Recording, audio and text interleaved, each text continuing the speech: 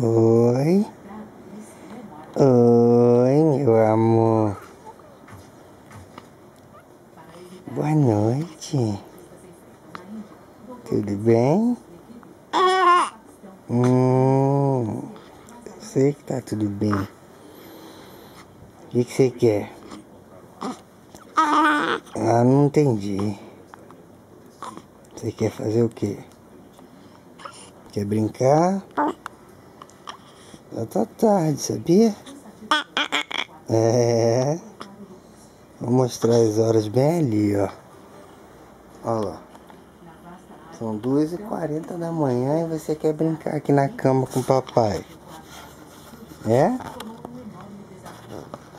Você quer brincar, é?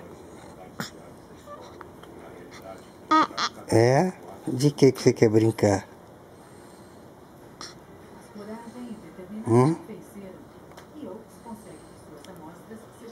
Você quer mamar ou quer fazer cocô?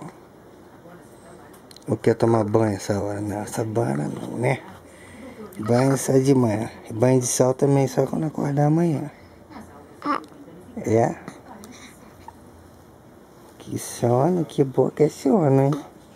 Você quer dormir, mas tá bem regalado. É mamar. Tá mamando a luva. Você tá mamando a luva. Você quer mamar?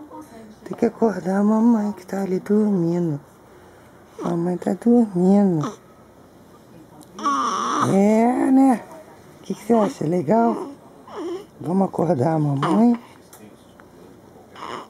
Ou não? O que você acha? Vamos aparecer juntos. O que você acha? Conversa com o papai. O que você quer? Você quer acordar a mamãe pra mamar?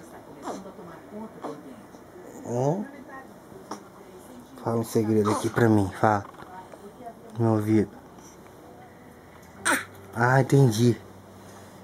É? Eu também concordo. Toca aqui. Toca aqui. Pá. Legal. Meu bebê aqui. Você quer saber de brincar, né, filho? Quer mamar? Vamos acordar a mamãe, então. Pra dar de mamar.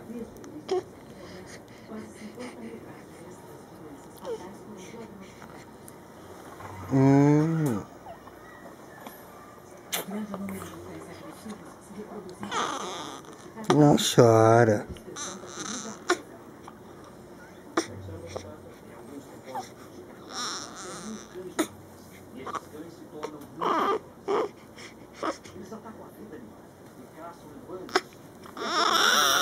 Não chora.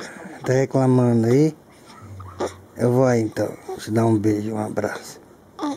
Dá tchau pra câmera.